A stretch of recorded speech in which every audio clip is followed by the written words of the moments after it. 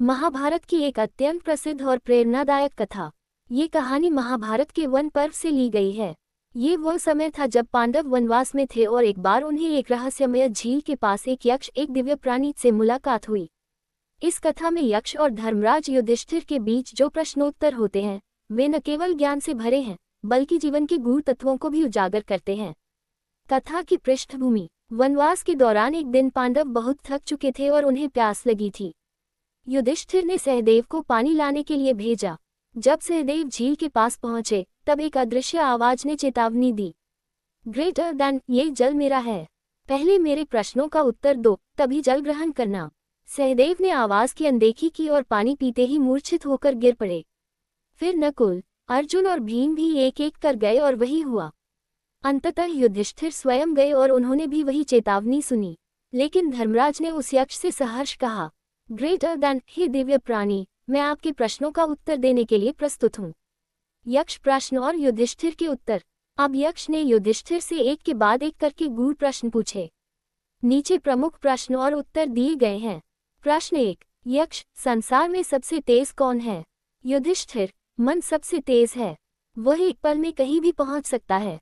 प्रश्न 2, यक्ष, आकाश से भारी क्या है? युधिष्ठिर, माता का स्नेह आकाश से भी भारी होता है। प्रश्न 3, यक्ष, पृथ्वी से भी अधिक विस्तार किसका है? युधिष्ठिर, पिता का ऋण पृथ्वी से भी अधिक फैला होता है। प्रश्न 4, यक्ष, मनुष्य का सबसे बड़ा शत्रु कौन है? युधिष्ठिर, क्रोध मनुष्य का सबसे बड़ा शत्रु है। प्रश्न 5, यक्ष, मनुष्य का सबसे बड़ा मित्र कौन है?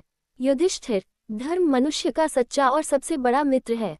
प्रश्न 6, यक्ष, सबसे बड़ा आश्चर्य क्या है? युधिष्ठिर, प्रतिदिन हजारों लोग मृत्यु को प्राप्त होते हैं, फिर भी शेष लोग सोचते हैं कि वे सदा जीवित रहेंगे। इससे बड़ा आश्चर्य क्या हो सकता है? प्रश्न 7, यक्ष, जीवन में सबसे महत्वपूर्ण चीज क्या है? युधिष्ठिर, जीवन में सबसे महत्वपूर्ण है धर्म, क्योंकि वही मृत्यु के बाद भी साथ जाता है।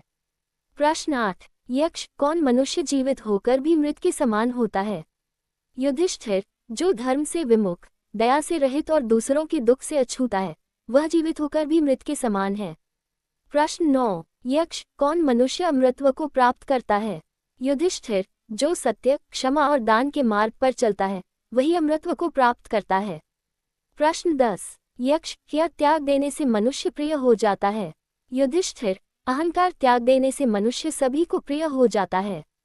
प्रश्न 11, यक्ष, किसका त्याग करने पर दुख समाप्त होता है? युधिष्ठिर, लोभ का त्याग करने से सारा दुख समाप्त हो जाता है। प्रश्न 12, यक्ष, कौन मनुष्य विद्वान कहलाता है? युधिष्ठिर, जो अच्छाई को अपनाकर बुराई से बचता है और परोपकार में जीवन बिताता है, वही विद्वान है। प्रश्न 13, यक्ष, कौन सबसे धनी है?